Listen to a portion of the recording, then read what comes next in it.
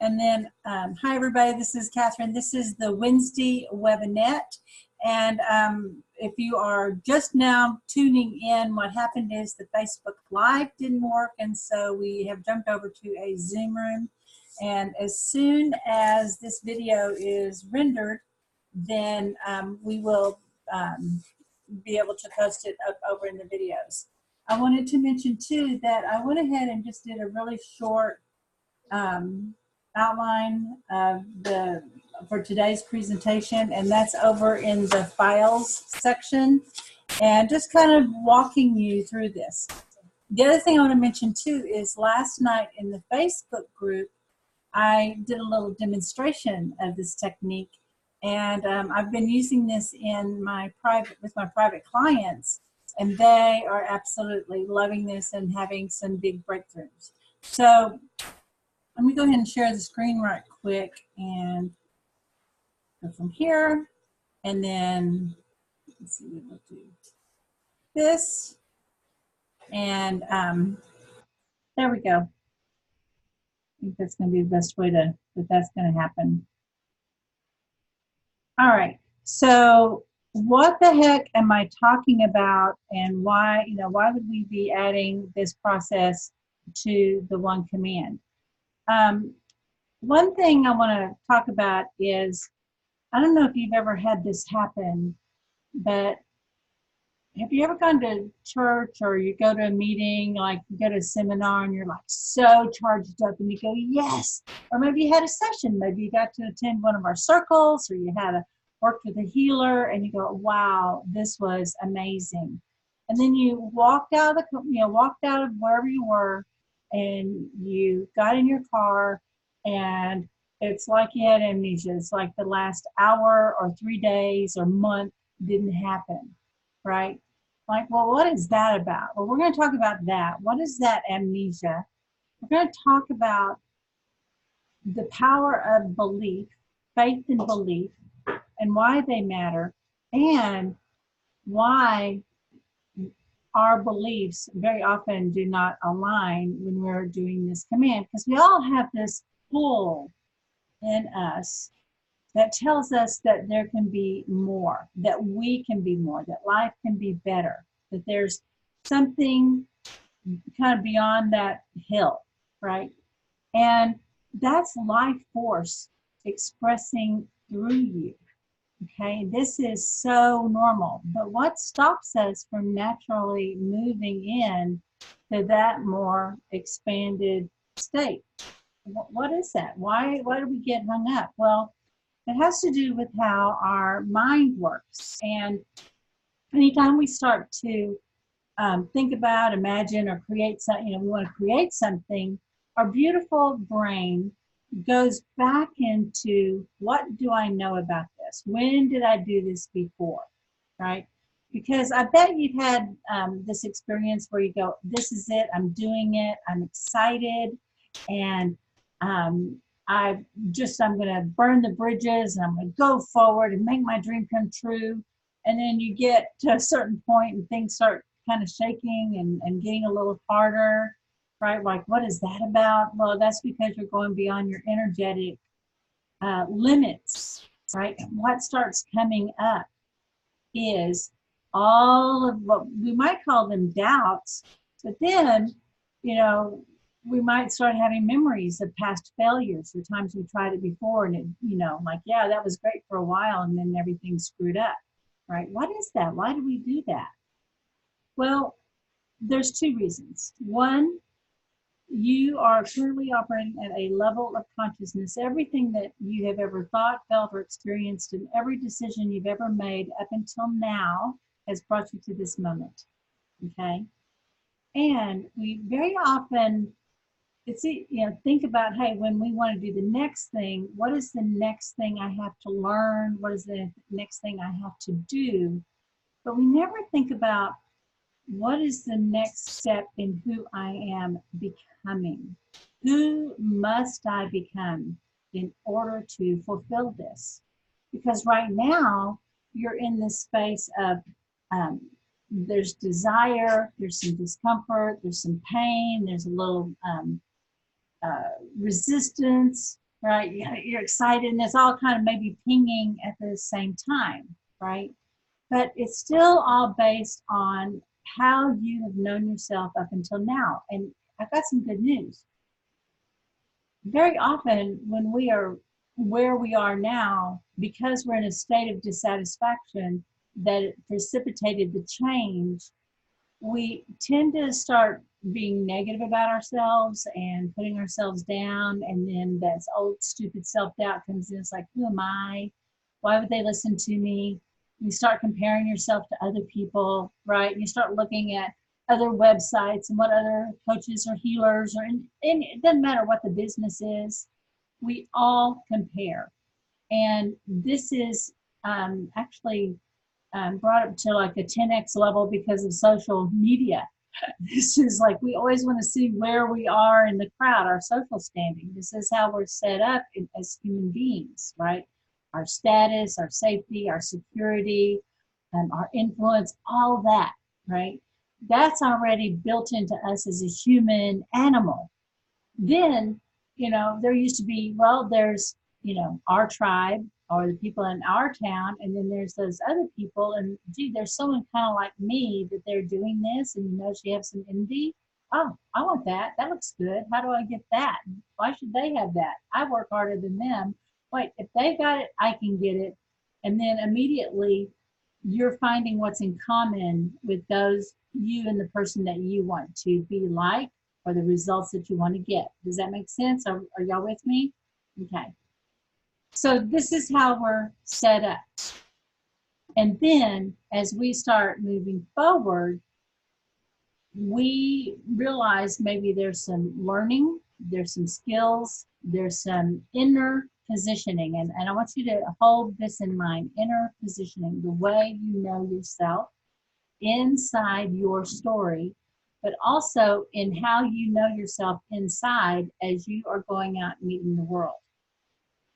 Okay, how many people feel like, oh, I have to fake it, I'm going to have to put on my happy mask and I go and meet the world, and if anyone knew how I really was, how it was at home, oh, then they wouldn't ever buy from me. They wouldn't hire me, right? And unless you're like, I got to tell you, like Carmen, I know that Carmen's home is gorgeous, right?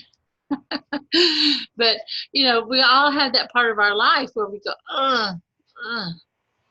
and we're comparing, and that is that parental voice, okay? That it's like, you're not good enough, or as soon as you learn, as soon as you do, if you were like so-and-so, then you would be this or that. That's just a ghost in the machine, okay? And we're going to talk about how to get that resolved, okay? The other thing that's happening is as these negative thoughts, images, ideas, these beliefs, the self-doubts come up, it is showing you what is unresolved in either your energetic or emotional field, okay? And very often we think when we have a memory that we're dealing with facts. And we go, well, here's the historical truth of what happened, Kathryn, and this is why I know that there's a struggle. And I bet 90% of my session is spent with someone unwinding a story about what their mom or their dad said or did, or what their big brother said or did, or what their ex-husband said or did, okay? This is a big unwinding that has to happen every time, okay? So there's that position of there, but there's some unresolved pain or resentment. There's some part of you that's frozen, okay, no matter what the reason. And it has to do with what you believed happened to you at the time and the importance of it, okay? And very often everybody's walking around with their pain story. Well, I could have done that except for this pain. Here's my pain. Do you like my pain? Here's my pain. I'm going to pet my pain. And, here's why I want you to know why I'm not where I need to be because of my past. Can we make an agreement that the past doesn't exist? Number one, let's just accept that. Can we just go ahead and make this a truth for us today, because it is true. The past does not exist. The memories linger, the emotions do, and and there's memories that are good that empower us, but sometimes those good memories can even stop us. Okay? But the past doesn't exist. The other thing is, our memories are subjective. You've got to remember, one, how you first experienced the past was through a lens of someone who was younger, less equipped, and in more pain than you are now. Okay, that person doesn't even exist. Okay, maybe you were the one who was the violator, because we always have this idea about us being a victim, but sometimes we're a violator and we don't want to hurt other people.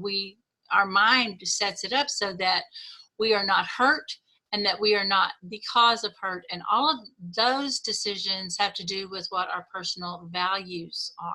It's all going to align to that. Okay. So when those memories start coming up, it's your unconscious mind going, okay, you made these decisions. Do those apply to this new thing that you want to create? Right? Now, think of it this way.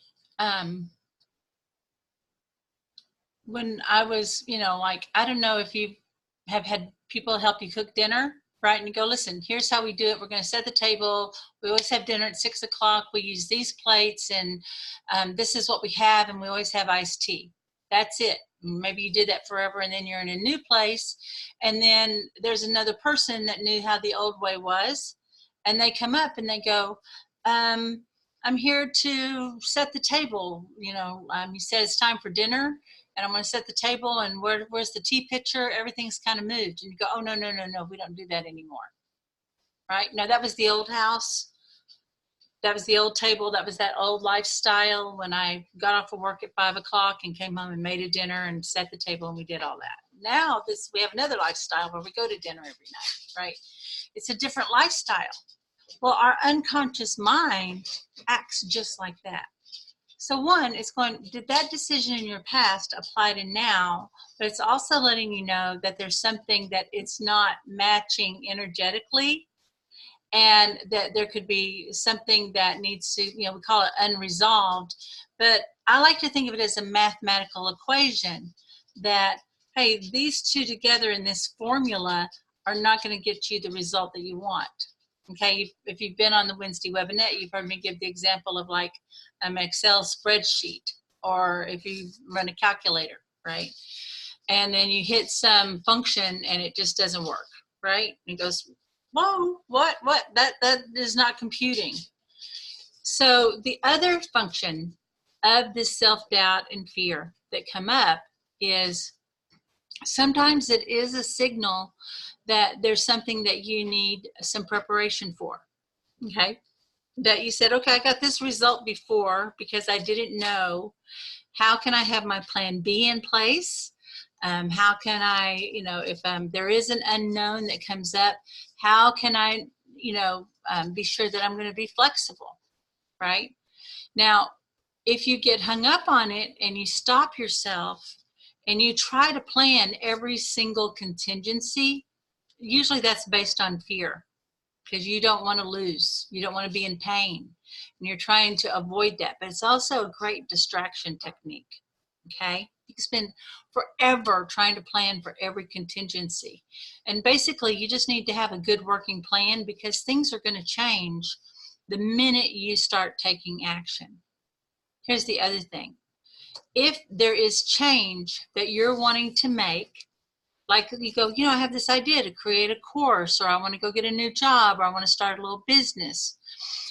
That is the signal from the universe that there is an opportunity coming that right now you may or may not be aware of. And your intuition, this is a function of your intuition saying, wake up, prepare. It's this opportunity, this blessing is coming. And here's how you get prepared for it. Maybe you need to shift your environment. Maybe you need to look at what your resources are. but the time is always perfect. Okay? The time is always perfect. So get into that, because so often everybody goes, oh man, it's the right opportunity. It's just the wrong time. Why did this come? This offer where, you know, maybe I need to spend some money and I'm uncomfortable with spending the money. I don't happen to have $10,000 extra sitting in my bank account. Earmarked. Sorry. There's a stove on in another room and there's smoke. Excuse me. Pardon me. Because we didn't have that in advance. But I want you to know, if the opportunity arrives, everything you need to meet it is right here. But based on coming all the way back to what I started now, who you are now and your past decisions and this message that you feel like you're getting ready to move forward to, right? They're meeting, okay? And you cannot look forward into the past at the same time. So how can we shift this? How can we turn on that greater part? Well, this is the power of the one command. This is why it's so wonderful, right? We go, wow, there's opportunities right around here. There is an opportunity right in front of me.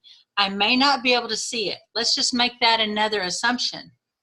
There's an opportunity right here in front of me. And the way you know there is because you have a need or a desire for it. If you need money, or you need to grow, you need to make a change in your life, or there's this desire that's kind of niggling and whispering in your ear and tugging at your tummy, that's because you're ready, okay? That's how you know. So I don't know how I'm ready. I don't know how this is the right time. I only know I am the right person right now, and I am fulfilled. Okay? Just feel that idea. Ooh. Yeah. But then what do we do? Because, yeah, that feels better. Then we've started this whole kind of cascading events. You've already started shifting your DNA. You've started opening yourself to a new potential, and then your environment starts acting up and yelling at you. I mean, suddenly everything in the world will start happening, okay? And let me share this.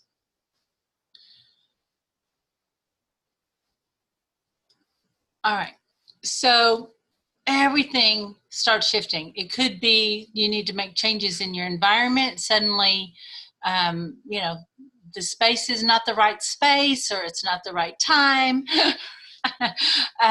Maybe you need to shift your behaviors. You know, you need to take new action. You need to form new habits.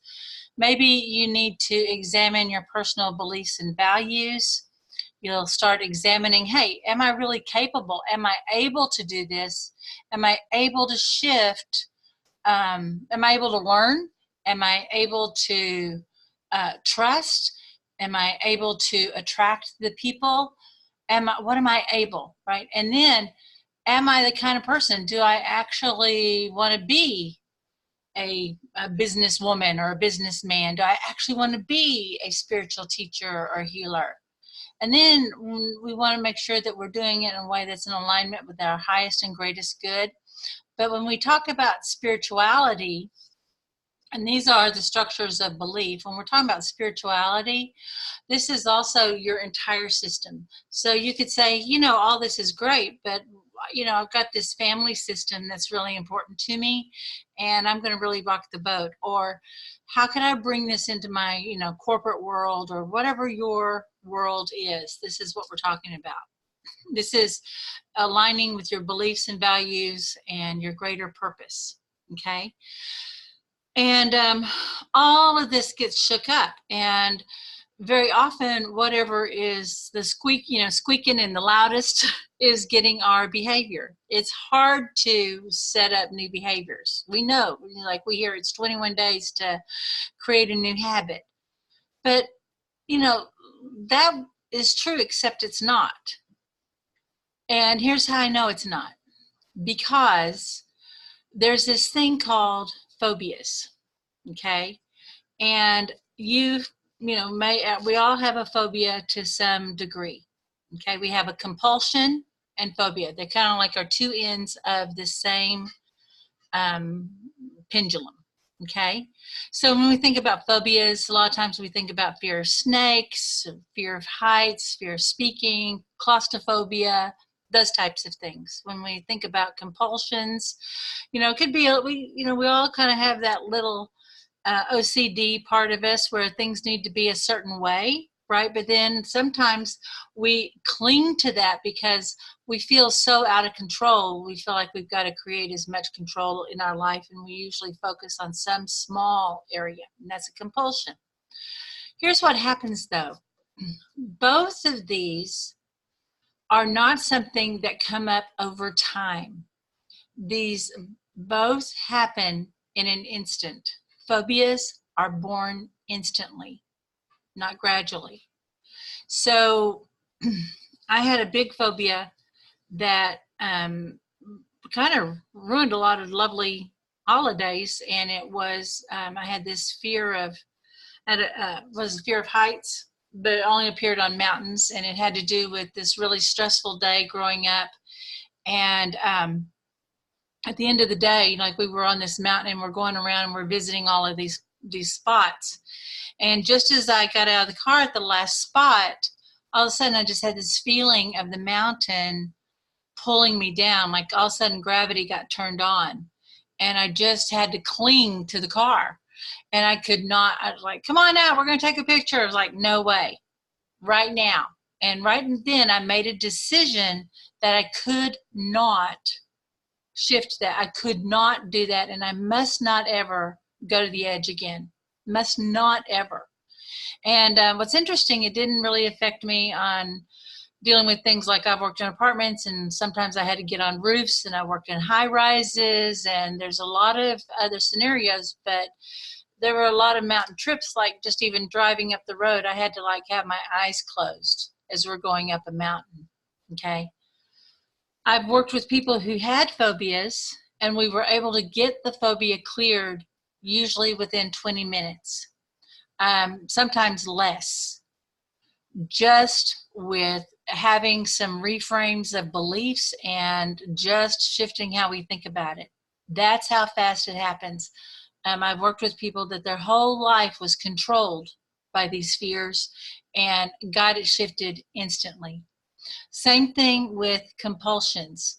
Usually there's this moment where everything felt out of control, and then let's say someone was washing their hands and they noticed right then that, oh, I'm washing my hands, it's warm, I feel calm.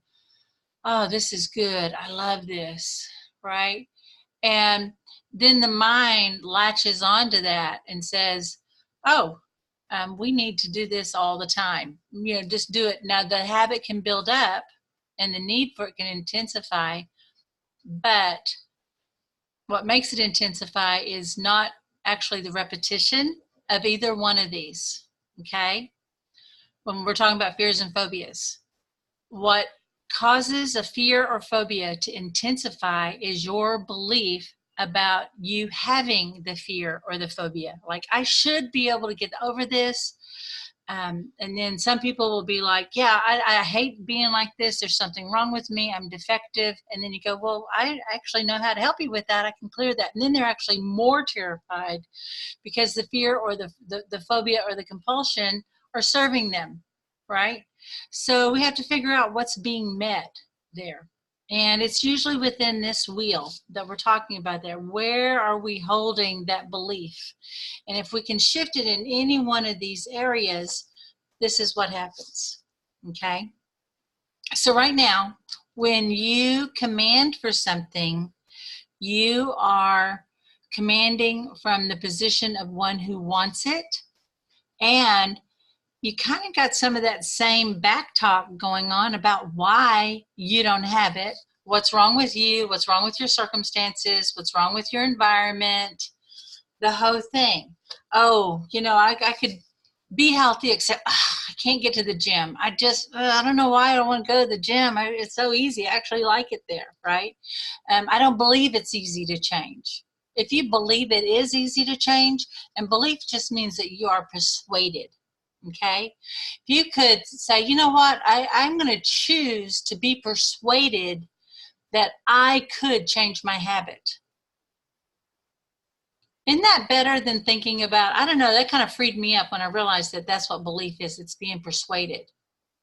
Yeah, I'm willing. Am I willing to be persuaded that I could be a different person, that I could act differently, I could have other capabilities, I can have all this.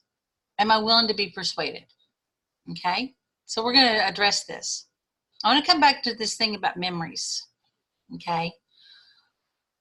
So one, when we had this memory and this belief about, our past and why we couldn't do it and what happened and those failures and how we were slighted and what our family did and what they didn't do and all of that, that informed who we are and what we are able to do and what we have the right to do in the world.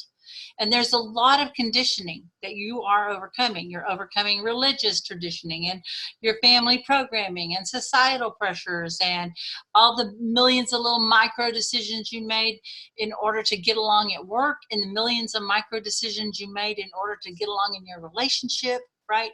There's not necessarily a whole bunch of big decisions, okay? So you're dealing with all of that. But we tend to hold that image in the past as frozen and unchangeable, and that we think that it was true. But it may or may not be true, because someone who maybe even had the same experience with you, and you have probably gone to a holiday dinner and been reminiscing with people, right? And they had an experience with you and you said this and this happened. And they said, no, it didn't happen. That never happened. It happened this way. It was this and this and this. And you go, no, I remember, I know for sure this happened. And then there's the big argument. And one of y'all is a liar, right? It's like, oh no, you're both 100% right. My sisters to this day will tell you that in 1979, we attended an incredible performance with the Ohio Players, where I ingested an incredible amount of pot. Okay. And I know that I would have remembered before. I would have remembered talking about it after, but I have zero recollection of ever going to see the Ohio Players. But I do remember us going to go see Charlie Daniels, and we went and had beers after. No, they do not have that memory, right? Well, who's right? Well, I'm sure I am. You just ask me, I'll tell you I'm right, okay? And we're all really sure. So we're co-creating our experience with other people. And it's how you see yourself with those other people in their eyes. Remember I talked about we're always comparing ourselves, and we're fighting against that. So if you watch the replay of the circle from last night, we dealt with this a little bit with Richard, where he says, yeah, these memories and these fears are coming up, and suddenly I feel like I'm a little boy and my parents are arguing. And we said, well, what did you need? Like, yeah, he has this as an image that didn't want to change. We had him come present to it, but then a new image was created, okay? So you see on here, I've got spirituality, environment, behaviors, beliefs, capabilities, spirituality. But right in the middle, I've got this thing called an vignette. What is that? Well, if we want to move forward to the future, doesn't it make sense that we need to look forward to the future and what we would look like and who we would be, okay? Very often we're in this wishful thinking.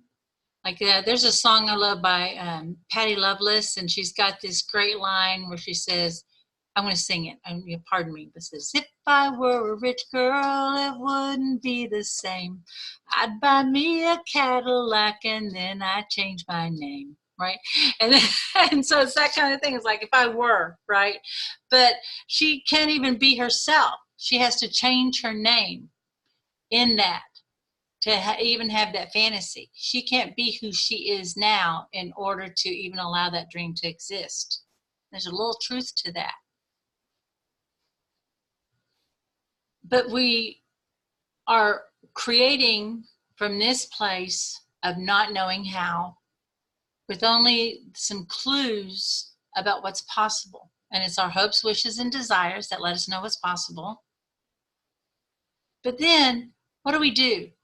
Or just like we worry about the past and we are afraid of, we have our failings and we have this and this and this, then we try to look to the future and then we go, oh my God, there's all this stuff to do. We've got all this, I don't know how to get help, and I'm sure there's going to take some money and I might need some extra coaching or instruction. I don't know, right? Oh, there's just so many unknowns.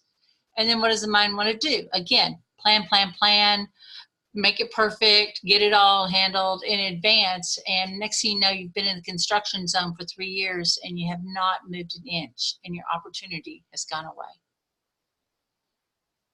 And then the longer you wait to take action, the more failed you feel and the less confidence you are, the less confident you are. And that's why, because you did not take action when opportunity presented itself. So how can we bridge that gap? Well, it's by creating what I call the Ah vignette.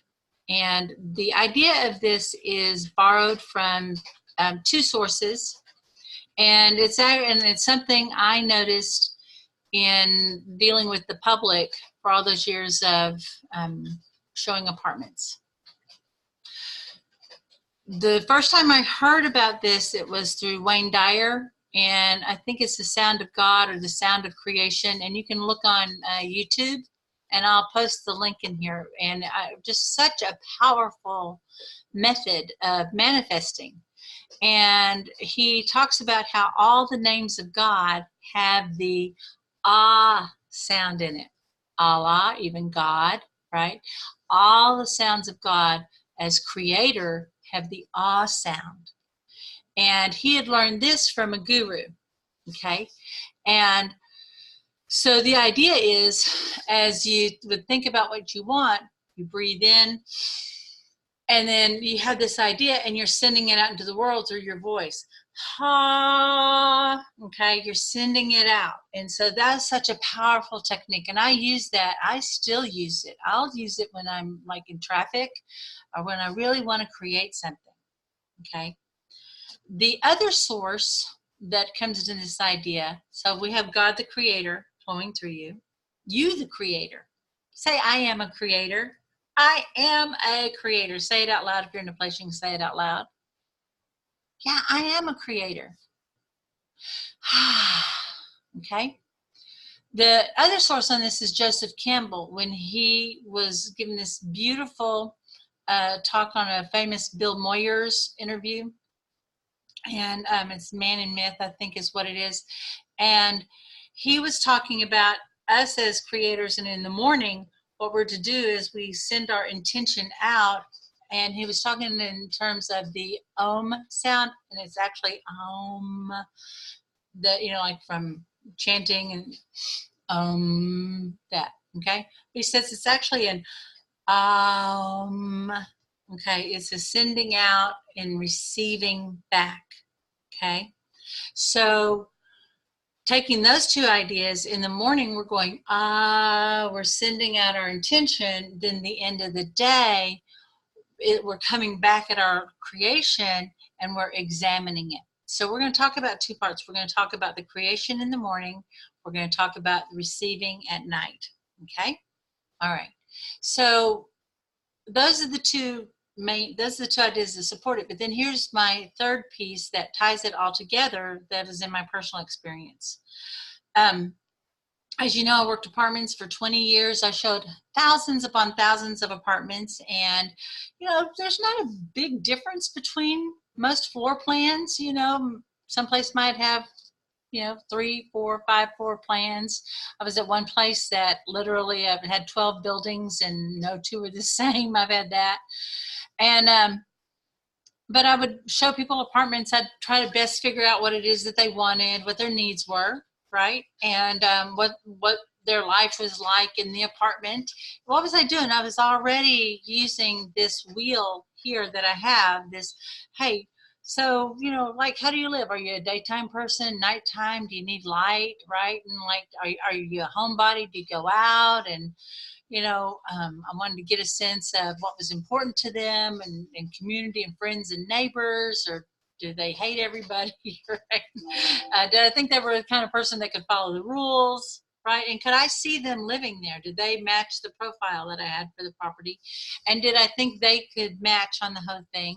And were we that match on all these other levels, right? So there's already some information gathering happening. But so we'd go around and we'd have our best options, and as they'd go into an apartment, they would do this, and you do the same thing in other parts of your life.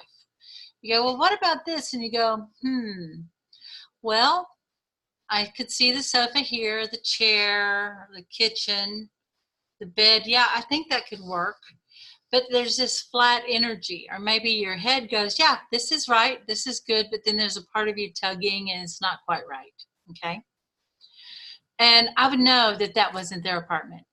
I'd go, you know, let's take another one. Let's take a look at another one. So I say, what's right about this? What's not right? What's the thing that, you know, is working? What's the thing that's keeping you from saying yes? And they go, I don't know. It's just the light, or when we came up, there was, I saw I don't know, I saw this or that, or I noticed it was kind of farther from the car than I like, or whatever, right? Okay. So what am I doing? I'm still getting information. Now, I could try to be pushing them and sell them that apartment, but guess what? They will not be convinced, and at the last minute, it will all fall apart, and that's why your stuff falls apart. You're trying to talk yourself into something that's not exactly right, that did not give you this, and this is what it is. When it was the right apartment, people would walk in and go, yeah. Or just, they didn't have to even say yes. I would just hear, and that just was their signal that it was right. Okay. And I just would go, oh yeah, this is it. And then I would be reinforcing and supporting why it was it and what we needed to do to make this happen. You see the difference in the approaches. And this is really, I'm telling you a story about apartments, but I'm telling you about how we choose things and how we make things happen. It does not matter what it is that is, whatever your life, if it's area of your life, if it's your family, your career, a relationship, if you've moved to a new place, the moment you're actually after is that moment that you are observing and you see that it is good. And you go, So when I figured out this piece about I was actually still sharing a home with Asara up on Whidbey Island. And Asara has this beautiful home and acreage. And she put her bedroom in one particular part of the house that is, she has big windows on one side and patio doors. And so one side has like this beautiful little secret garden. Then the other part looks out to the pasture, and you can see the cows, and the deer come strolling by. And so she's got the grass, and then there's the rustic barn. It just is just picturesque. And I said, you know, I got it. I said, the reason you did all this is so when you wake up in the morning and you open your eyes and you look out that window and you go, and she said, you're exactly right. You'll have to excuse me. There's something going on a piece of equipment here. We're going to try to stop it. This has been happening. So it's that, and if it's those family moments that you want to create, if it's the vacation, if it's the business, no matter what it is, okay, it's that. So what I'm going to do is I'm going to take you through this. We got started a little later than we wanted to, but what I'm going to do is just walk you through a version of this. And I want to tell you too that every year I do a set your intention class, and we're going to be using a deeper version of this to help you manifest the best 2020 ever. And I'll be announcing that soon. And I'm creating intensives, like I've got one coming up in Florida at the end of January, and at the gorgeous Amelia Island. And we are going to be going through this really deep visioning process, starting with this awe. And the reason that we do this, and it actually is a little clue about why I keep calling myself the Big Vision Coach, is because this moment that we're going to create together has so much information. One, it communicates directly with that reptilian part of the brain that is beyond the language centers, and it goes right down into your body, okay? And it takes it out of that realm of being a wish, and it brings you up into the vibrational level of that which you want to create.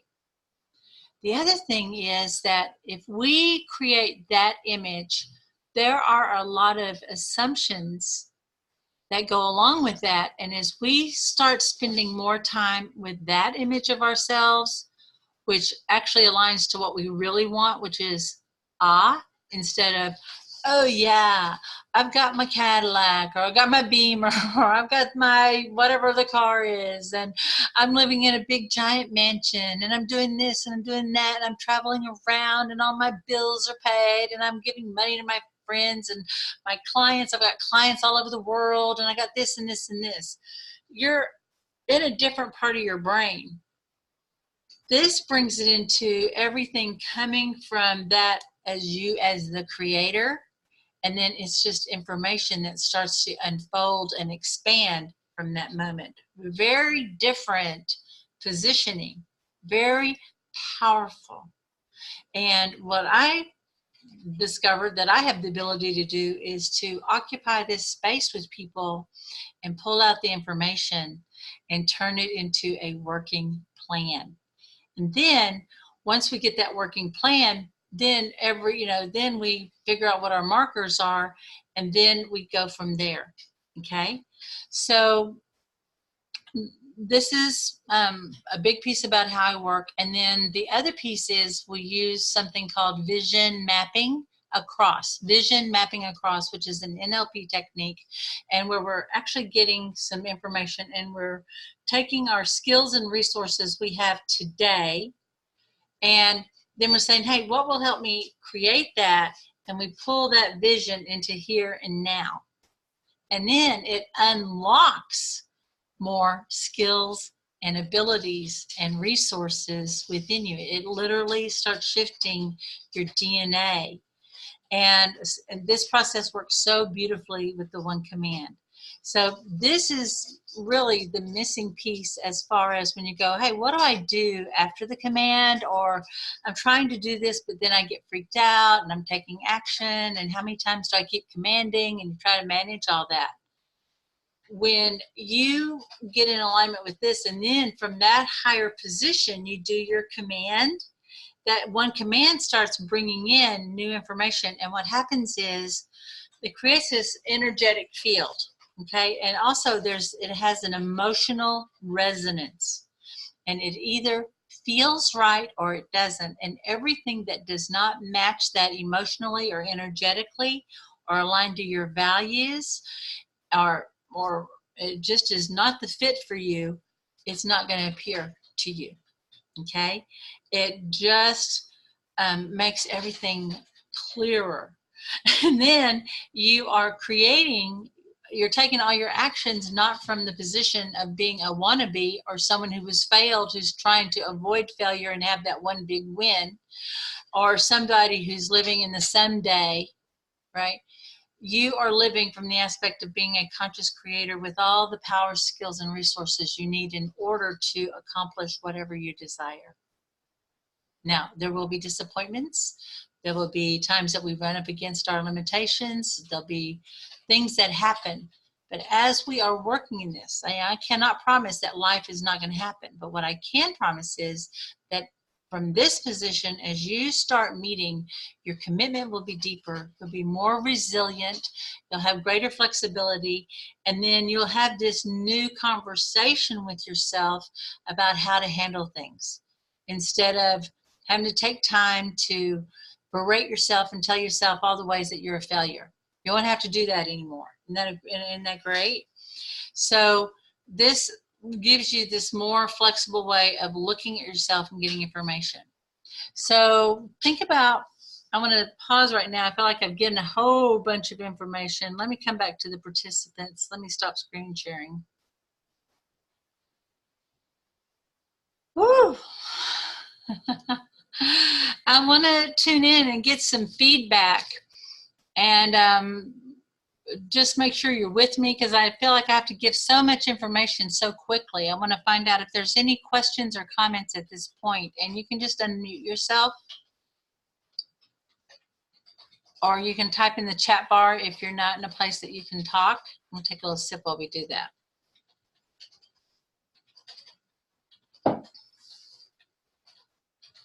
Okay, I'm checking the chat. I want to make sure you guys are with me. All right. And I'm glad to see Jeannie. So happy that you're here. Sue, thanks for coming. Karen, and we have Carmen with us. And then if you're watching by replay, be sure and click hashtag replay or put in your questions or your comments. Okay, Sue's saying good that this is clearly explained and that you're with me. Okay, good. All right, beautiful. So y'all want to play? All right. So I'm going to go ahead and share this again. Let me see where we are here. Okay. So right now, let me hide myself. Think about what it is that you want to create, attract, manifest, or resolve. Karen, I know that right now you're thinking about, hey, what kind of business do you want to create in the future? Oh, there we go. I don't know what happened there. And so, and I'm only mentioning this is because you typed it into the one of the hello boxes or whatever, but you don't know, but you do know what it would look like if it were right for you. I'm going to go ahead and check the chat. Yes. Hey, Karen, do you mind being my demonstration person? Is that all right? If so, just go ahead and unmute yourself. All right. Oops, you might not be able to. Okay. Are you there? I think so. There you Can you are. hear me? Yeah. Okay. Is this making sense so far, everything that I'm saying? Yes. Okay. So we're going to play a little game. We're going to create an awe vignette. Okay. And the moment that we're going to create is very simple. Okay. And like I had someone the other day that is like, yeah, you're sitting there with your spouse and he looks across and smiles at you and you smile back and all is well, right? And she's like, yeah, I love that, right? And there was a little dialogue and it's maybe like less than 30 seconds, right? So it's something that's real. And it's not symbolic or metaphorical, but think about once you were on the other side of, I know you got a lot of activity going on, but you were living a life where you had the kind of business that served you and that you could serve from your highest and greatest good. We might not sure what the form is yet, but there already exists a moment in time where you go, yes, I know I'm doing that. I absolutely know I'm doing the right thing. Could you think about what that would be like? Yes, I can imagine the money in the bank. I can imagine other people going, yes, this resonates for me, whatever it is. Okay, yes. So just go ahead and be in that moment. And I don't know what you need to think about, tell yourself or remember in order for that image to become clearer.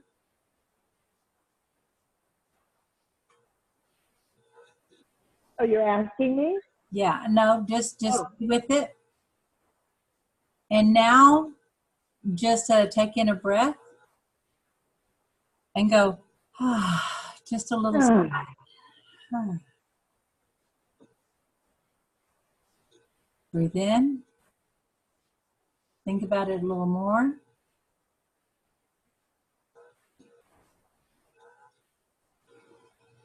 And just as you're thinking about it now, after that breath and that sigh, did it shift at all, or did it feel more real? What did you notice?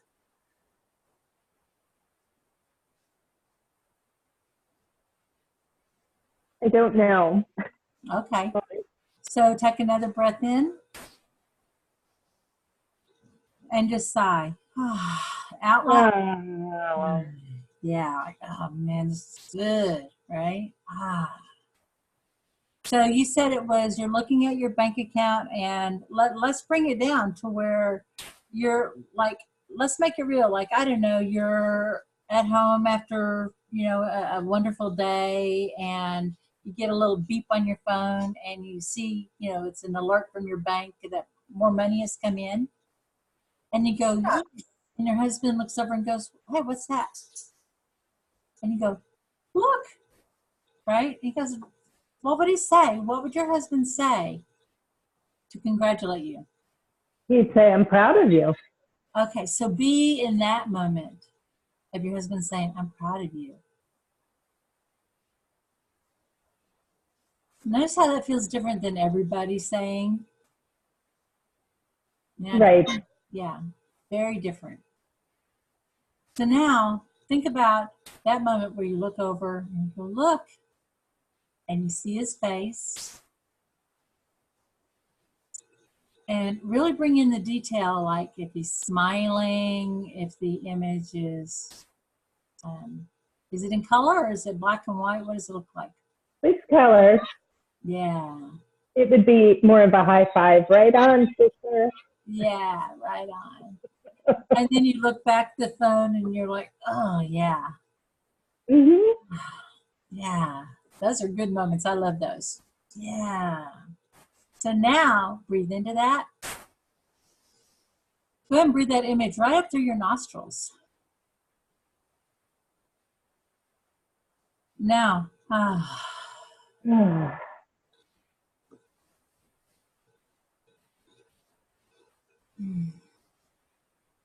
and now you might want to get some, if there's a note or whatever, you go, oh, I liked that, or this would be a good place if you're, person who takes notes, that's actively thinking about something.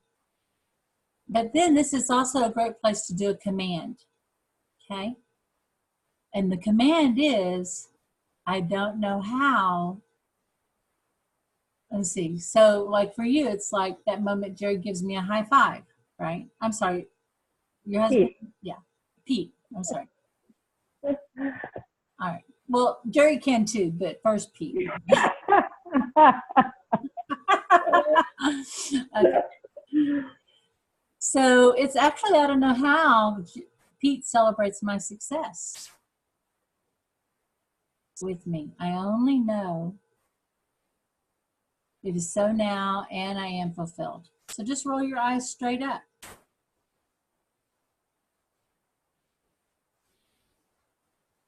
I don't know how, and then state what it is was in that vignette silently to yourself. I only know it's so now, and I am fulfilled. Let that go. Ooh. Let that expand out. Remember to breathe. Feel yourself coming back down. Now I have this broken into a couple of different ways. And sometimes when I'm with people, I start getting a lot of information at the front side. But for you and for the purpose of the call, I was like, yeah, let's just get some, let's just get connected to that awe, breathe into it, and make a command. Does that make sense? Yes. Okay. But now think about that awe moment you've created, Karen, and just breathe into that moment and be in that emotion of like, oh, yes, right? That good feeling.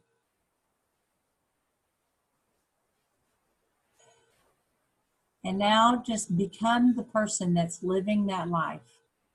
You have your own business, you have and it's on your terms.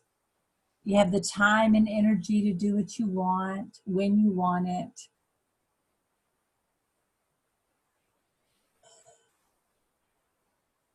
And this is you're thinking about yourself as the version of that version of yourself. Then what you do is you start kind of thinking about the different sectors of your life. Okay. So if I were that person, how would that affect, like what would my spiritual health be like? Right? Because I know your spiritual health is very important to you. So is that woman who's had that beautiful moment that money's just, your phone's just pinging all the time, getting alerts about, your bank, more money moving into your bank account. What would your spiritual health be like?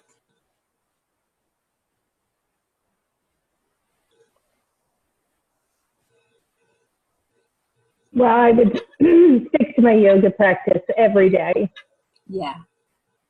And then just kind of look at, like we've got the images here. Which one of these pop up for you? Like if you were living as this woman in this vignette, which one of these would really have the greatest shift?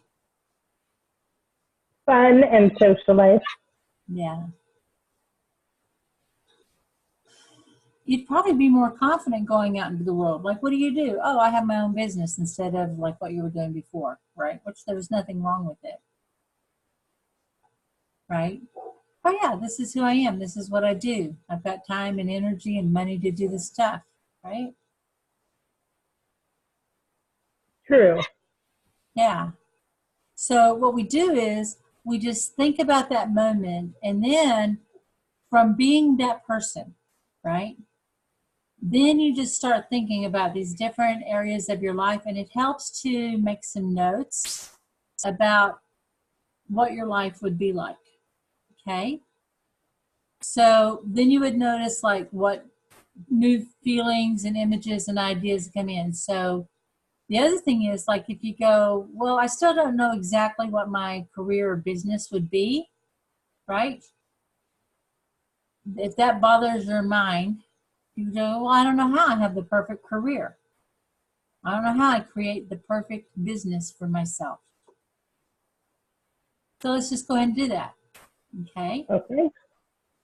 Now, what's interesting before we do that is now you are creating from this aspect of the person who already knows how. And now you're getting even more information and expanding your capability. Isn't that cool? Yes. So now go ahead and make the command and just roll your eyes up. I don't know how I create an amazing business that serves my life and makes a big difference in the lives of other people. I only know I am free to create my ideal business now, and I am fulfilled. And then just let that go. Let that expand out to an idea even greater that serves more good.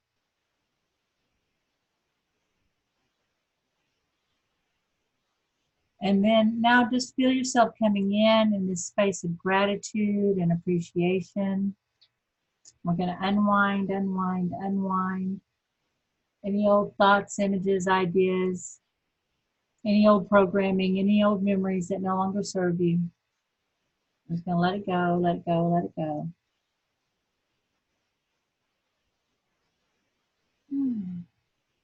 Rewind, rewind, rewind. Bringing your attention back to your heart. And when you're ready, open your eyes.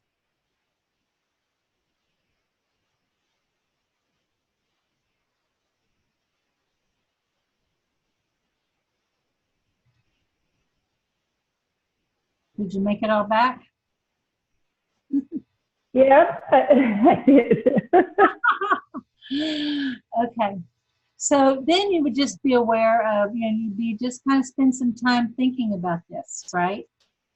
then once you start getting this information, what's going to happen is your inner guidance will start speaking to you. Like, I always like to go, well, what's the first thing I need to do to, make this happen? And the reason it's important, it's not necessarily like go out and get your LLC, right? Don't go out and get that. Don't go get retail space. Don't do that. But the first thing might be is, well, I don't know right now, but I'm going to go ahead and take a walk and think about it, right? Or I don't know, I'm just going to make some notes and sit with it, right? But you associate an action to support this decision. Does that make sense? Yes. So it might come in, it's like, then you might remember, like, remember before you did this thing and you really had a lot of fun, but at the time you didn't have enough, time to do it, or it wasn't quite the right environment. Maybe you ought to look at that again. So you would actually kind of start a dreamer phase, okay? Yes. And then, but you commit to, it's like, okay, I'm going to commit to 3 days of looking at this, or I'm going to take this week to do this, okay? And then it's always like, what's the next action? The next action. Okay. Okay? How is that? Yeah. Yeah. That's great. That's great. Thank you. Yeah. And this is just kind of feeling it, being with it. So thanks for being my my guinea pig on that. My pleasure. So that's basically how we do it, right? We just kind of spend some time, and I like doing this in the morning. But also, if there's something that I go, like I'm thinking about 2020 right now, and I like kind of over create because there's so many things I can do. I wind up not really doing anything. This is my downfall. So I go, hey, what is the one thing? And as I focus on this one thing, I want to focus on what will support it, and then what could it grow up to, right? And then what would be a step before. But I've got to I use this process to get honed in on what is the one thing, which is this year, it's really focusing on commanding wealth. And everything I do is about supporting that commanding wealth program, even if it's an intensive or my personal coach, the private coaching I'm doing, or if I do any feeder programs, right? Like the One Day One Command that's coming up in January. It's all about supporting this one work, and it makes everything so much easier. So I had to actually let go of how I did everything before, because everything's changed, and there's all new skills and resources, and I have a different level of bandwidth, and I don't want to necessarily create it the same way, because the way I did a lot of that before is what crashed my health, right? So I've got to be the person who has the skills and the energy and the wisdom and the resources to make this happen at the level that I know I'm capable of creating. So that's the thing I'm commanding for, okay? So that's what we do. And then from there, start working backwards. And then I take people through a life design process. And this is how I'm doing my life coaching now. And it's so powerful. Okay, so now I want to tune into something here. Remember I said with Joseph Campbell, one thing that he talked about was as we're sending out that awe of creation, there's the time that we're bringing that information back and we're observing. We're taking it in and we're being present to it.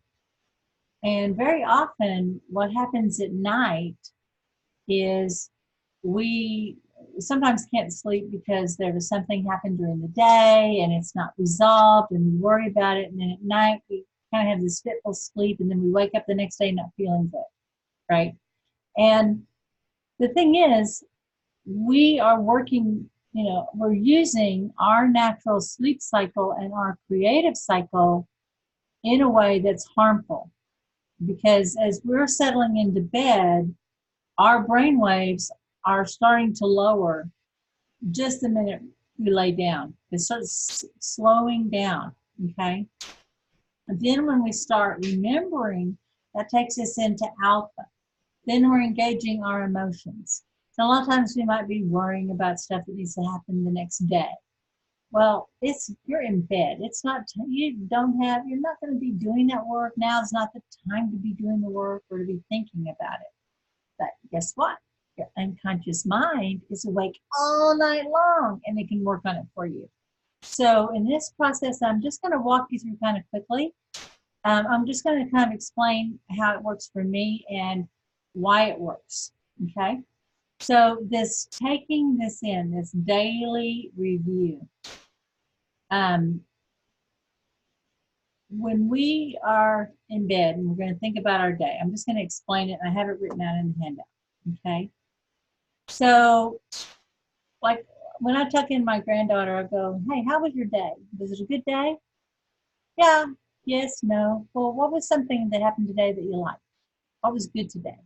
Oh, it was this. And what are you doing tomorrow? What's going to be good tomorrow? Oh, we're doing this. Great.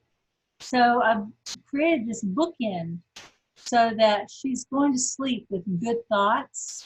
And then in the morning, we're projecting into the future good thoughts so that her dreams and her unconscious mind can process everything through this filter and this decision about it's a good day and I'm going from good day to good day. All right. So that when something that wasn't good happened, like she skinned her knee or fell down or somebody at school hit her, because she was 4 years old, stuff happens, right? Then it has a chance to get resolved in a way that lines up to, life's pretty good. What do we do as adults? Life's hard, then you die. Oh, I worry, and I woke up in the morning and I'm just sick of it. I was just tired, right? And we aren't really resolving our day. Okay. So what we're going to do is we go through the review of the day. You just run it like a little movie. Did this, did this, did this. Yeah, that was pretty good. That wasn't bad. And you're just kind of just noticing, hey, what did you like? What went well? Think next about, hey, well, what didn't I like? What didn't go well? Man, I got that call from my boss and that didn't go well, and I got all defensive, and I always worry when that happens. Okay, well, when you think about that happening, what did you want to happen? What did you want, or what do you need to happen instead? Well, the way they called me and they phrased it, they were just kind of rude, like they just assumed that I was bad or trying to get over on them, rather than, hey, we have a question about something, right? So I would like to be able to be more confident in these, right? Why would you want to? Well, I'll be more confident, I'll be at ease, right? So what do you want? When I get a call from my boss, I want to be confident and at ease, right? So next time they ask you about that kind of thing, how are you going to handle it? Well, next time I'll do this and this. Now I know kind of a little bit more of how they handle things, right? So then you think, well, what's the learning I can take from today? Well, maybe it wasn't that eventful day. Maybe you go, well, today I learned that I needed my rest, or I kind of like things going slow, or I learned that I feel like, I want to be more productive with my days, whatever it is. So you learned about yourself, you learned a skill, you learned something about somebody else. So we're always learning all the time, okay? And then no matter, here's one of our premises, that all things work together for your good, even if it's something really difficult that you're going through, and you may not feel grateful or happy, you may not feel like counting your blessings, right? And this is a problem that we have, like in, people who are usually in religion, let's say you want to live a faith-based life, and no matter what your faith or spiritual practice is, you want to see yourself as someone who's a person that has faith and that you have trust and you have this, but that doesn't presuppose that you still don't have emotions and that you don't have needs and you're not going to feel bad. In fact, what we've discovered in this work, and what you've probably seen happen in a lot of the programs and webinars and all of these that we've done, is that if you were just present to yourself in the moment of whatever it is that you're experiencing, If you feel sad, be present to it, honor it. Because this is your humanity. Don't make yourself wrong because you're mad or because you feel insulted. Or maybe you do feel petty. Maybe you feel wronged. Maybe you're wounded. Honor it. Be present to it. And there's information there. And as you're present to it and loving yourself, it's going to make it more possible to get that resolved, and that energy won't get frozen up. And then command for what you want, need, or desire. So let's say you had a really bad day and you didn't sleep well. Oh, I don't know how I have good sleep tonight and I wake up refreshed. Or I don't know how I wake up tomorrow more in a peaceful state of mind. I don't know how I have new money-making ideas. I don't know how the situation with my bills is resolved. I only know it is now. Whatever is on your mind, make a command for it, okay?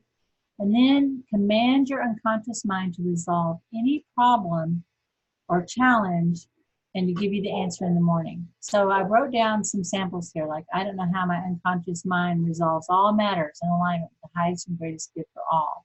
I don't know how the perfect solution arrives now. I only know it does now and I am fulfilled. I don't know how I activate all the skills, resources, gifts, and people and opportunities I need now. I only know I do now and I am fulfilled. And then we're just going to let the mind go. We're going to just let it work on it. This is going to shift your dream life. You're already working. Your brain is actually in a deeper state of theta. And you'll find that you'll go offline faster. You're not going to be waking up at night, because a lot of times we wake up at night at different times because our body is trying to process for us, and it wakes us up because, like, hey, I need some extra energy. And you'll find that you'll be able to sleep more at night. Okay, so was this helpful? So that's the basic technique. We go more into detail on this on the setting your intention, but also next week, you've probably heard me talk about this, we're doing the 5-day challenge, and we are going to be using this technique and this taking us so that we can actually get our brain trained to work on things for us faster, and that we get that positioned for success. And this is probably going to be your best opportunity, because it's going to be for free to work deeply and really apply all these principles. Okay, so I want to tune in and see, are there any questions? Let me stop the share here and get over to, oh, no, I'm going to chat. Are there any questions? Does this make sense? Hey, Cassandra, thanks for joining us. I'm so sorry. I don't know what's happening with the internet. It's been slow all day. And I'm glad Jeannie's feeling good. Feeling better. You're on your way. You're mending. Okay. I just want to remind y'all too that on January 4th, mark your calendar. This is the one-day virtual boot camp where we really go deeper into the teachings of the one command, like what is the science behind it. There's actually 4 different ways to state the command, and then how to do it with the papers, without the papers. But then we teach you some other methods. So this is the foundational. This is all the philosophies. This is the foundation of the technique itself, the story behind it, and then how we can start applying it into different areas and how to format the right commands. Okay. Oop. Let's see. Oh, thank you, Sue, for being part of this. And then I want to remind people that January 24th to 26th, I'm going to have one of the first intensive that, well, actually, I used to do these on another degree years ago, but this is the first one I've done in probably 10 years. And it's going to be a group of 8 women we're going to be in a beautiful luxury home on the gorgeous Amelia Island, blocks from the beach, walking distance to the cute little town of Amelia Island. We're going to have fantastic food and refreshments there. And we're going to be spending some time thinking about what it is that you want to create, going through this process, but also mapping it out, really getting the information so you have that good working plan, and just some time to be in fellowship with other women that are really at your level, and some a little, a little ahead, and some a little behind you. But for the most part, it's going to be a group of people that really truly are your peers, and it gets kind of lonesome out here. So I'm creating this event so that we can have the fellowship, time for learning. We have some time for deep reflection and rest and restoration. And this is an all-inclusive thing. The only thing is you do take care of yourself for dinner, but there's going to be places to sleep there. I'm making sure we have plenty of nice comfy beds, and we have the meals provided, and it's just outside of Jacksonville, Florida. And we got the amazing Carmen going to help make it a beautiful experience. So be sure and check that out. And I've got that set up on the event pages. Okay.